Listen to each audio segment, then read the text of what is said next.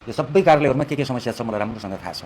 जनताका समस्याहरू कहाँ छन्, कुन कार्यालयमा कसरी अगाडि बढिरहेका छन्, कुन कार्यालयले सेवाग्राहीलाई कहाँ धोका दिइरहेका छन्, यी विषयहरू म एकदमै जानकार छु है।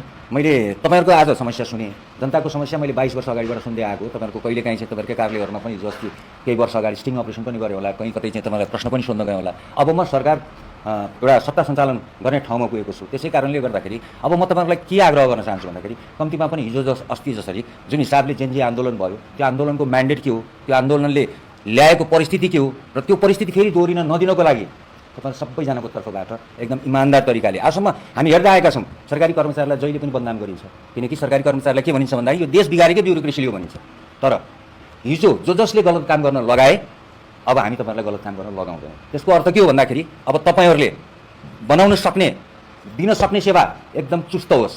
तपाईँहरूले कम्तीमा पनि नागरिकले अब सिधै सांसदलाई र मन्त्रीलाई फोन गर्नु नपरोस्, कार्यालय प्रमुखलाई र तत्त कार्यालयका तत्त ठाउँमा काम गर्ने कुनै पनि कर्मचारीबाट सेवा पाओस् भन्ने चाहिँ म यहीँबाट यो आग्रह गर्न चाहन्छु। किनकि हामीलाई मलाई यो भनिरहन रहर लाएर होइन, कम्तीमा पनि तपाईँ सबैजनालाई थाहा छ सेवा दिनुपर्छ भन्ने कुरा, कहिलेकाहीँ रिमाइन्ड पनि गराइदिनुपर्छ। यो रिमाइन्डर हो तपाईँहरूको लागि, यो आग्रह गर्न चाहन्छु पहिलो कुरा त। दोस्रो कुरा तपाईँहरूका गुनासोहरू, केही गुनासोहरू त मैले अस्ति प्रधानमन्त्रीसँग भेटघाटकै क्रममा पनि राखेको छु।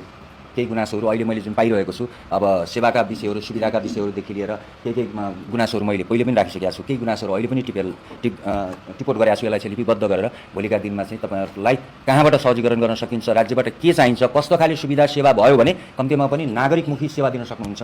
तपाईँको सडक विभागले बाटो बनाउँछ, भोलिपल्ट खानेपानीले के गर्छ, खनिदिन्छ।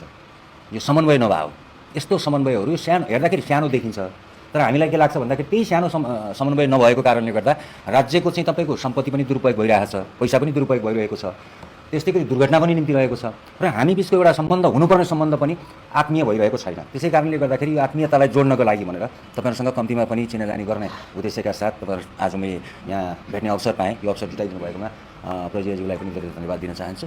पहिलाको जसरी चाहिँ त अब यो देश चल्न हुँदैन, किनकि पहिला जसरी जुन हिसाबले जनता र कर्मचारी बिचको दूरी थियो नि, त्यो दूरीलाई चाहिँ अब त्यो खाडल चाहिँ राख्नु हुँदैन। तपाईँले कम्तीमा पनि सहजीकरण गरिदिनु होला, आम नेपाली नागरिकको पक्षमा काम गरिदिनु होला। अस्तिको दुर्घटना भोलि फेरि निम्तिन्न भन्ने छैन। त्यसै कारणले गर्दा त्यस्ता दुर्घटनाहरूको हामी आफै जिम्मेवार हौँ, त्यस्ता दुर्घटनाहरू कहिले पनि नहुन्, त्यो मेरो आग्रह रहेको छ। अर्को कुरा म तपाईँहरूलाई आग्रह गर्न चाहन्छु, यहाँ यति धेरै सबैजना देखिरहेको छु तपाईँहरूले दिने सेवा होइन, अहिले पनि हेर्ने हो भने मलाई यति धेरै गुनासो आउँछ कि खानेपानीमा गुनासो आउँछ, तपाईँको यातायातमा गुनासो आउँछ, बिचौलियाको यति धेरै बिगबिगी छ। अब लेखापढी व्यवसायी र तपाईँको बिचौलिया बिचको अन्तर नै यहाँ छुटाउन गाह्रो भइरहेको छ।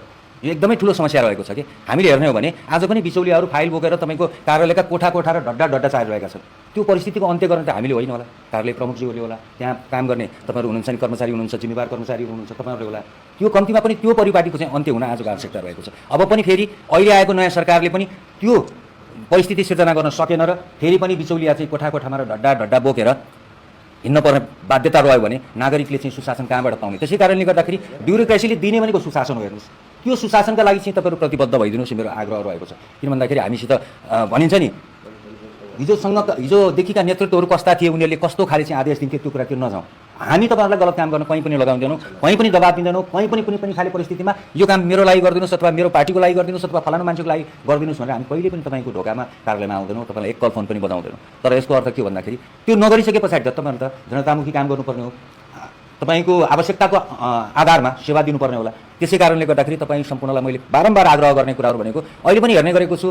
तपाईँको यातायात व्यवस्था कार्यालयमा राजस्वमा पनि कति धेरै मान्छेहरू चाहिँ हुन्छन्, चिट बुझाउने प्रचलन छ। मैले तपाईँलाई आज स्पष्ट भन्नुपर्ने हुन्छ, चिट बुझाएर कसको काम भित्र हुन्छ हुँदैन भन्ने कुराको त म साथी छु कि 22 वर्ष पत्रकारिता गरेको मैले कसले कस्तो चिट लेखेर कोसित भित्र पठाउँछ र कसको काम हुन्छ कि हुँदैन भन्ने कुरा म एकदमै स्पष्ट छु। हेर्नुहोस्, त्यो कारणले गर्दाखेरि मैले तपाईँहरूलाई यो नहोस् भन्नका लागि र राज्यमा कम्तीमा पनि अब नयाँ सरकार आएको छ, नयाँ सरकारले चाहिँ जनतामुखी काम गर्छ र जनताले न्याय पाउँछन् र कुनै पनि जनताले सेवाभन्दा विमुख भएर गर्नुपर्ने कामहरू पाउनुपर्ने सेवा नपाएर फेरि चाहिँ नेताको दौराको फेरो समात्नुपर्ने, फेरि पनि अर्को शक्ति केन्द्र धाउनुपर्ने, फेरि पनि पार्टीको चाहिँ तपाईँको सदस्यता लिनुपर्ने, त्यस्तो दिनको अन्त्य होस् भन्ने उद्देश्यका साथ तपाईँहरूलाई यति नै कुराहरू, मैले धेरै लामो कुराहरू भनिनँ, तपाईँलाई यति नै कुराहरू राख्दै भोलिका दिनहरूमा कहीँ कतै चाहिँ म तपाईँहरूको कार्यालयमा चाहिँ त फेरि मलाई फोन गरेर कसैले सेवाग्राहीले ल न मान्यज्यू यस्तो पर्यो, फलानु कार्यालयबाट यो आयो भन्दाको दिनमा मैले तपाईँहरूसित चाहिँ त फेरि दोहोरो कुरा गर्दिनँ। त्यति बेला मैले गर्नुपर्ने कहाँ हो कम्प्लेन त्यसको, म सिधै माथिल्लो निकायमा कम्प्लेन गर्छु, त्यो कम्प्लेन आउन नदिनको लागि तपाईँहरूले कम्तीमा पनि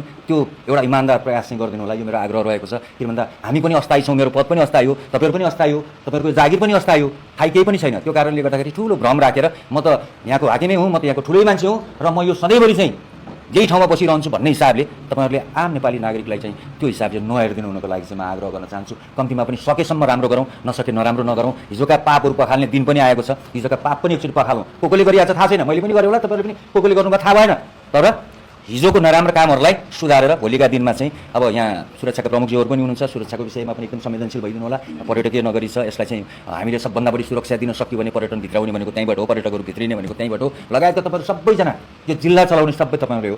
त्यसै कारणले गर्दा यो जिल्ला चलाउनको लागि तपाईँहरूको विशेष र महत्त्वपूर्ण भूमिका र इमान्दार प्रयास रहनेछ र त्यो इमान्दारिताको चाहिँ हुन्छ नि हामी सधैँभरि चाहिँ त कदर गर्नेछौँ भन्ने म मेरा कुराहरू राख्दै मेरो आजको यो भेटघाट जुराइदिनु भएकोमा जिल्ला प्रशासन कार्यालय कास्की र तपाईँहरू सबैजना जो जुर्नुभयो तपाईँहरू सबैप्रति आभार व्यक्त गर्न चाहन्छु। भोलिका दिनमा पनि यसरी नै सहकार्य गरेर तपाईँहरूका समस्याहरू हामीले सुनेर, जनताका समस्याहरू तपाईँले सुनिदिएर र त्यसै गरी सहकार्य गरेर अगाडि बढ्ने चाहिँ हामी सबैलाई प्रेरणा मिलोस् भन्दै मेरो भनाइहरू यही अन्त्य गर्दछु। धन्यवाद।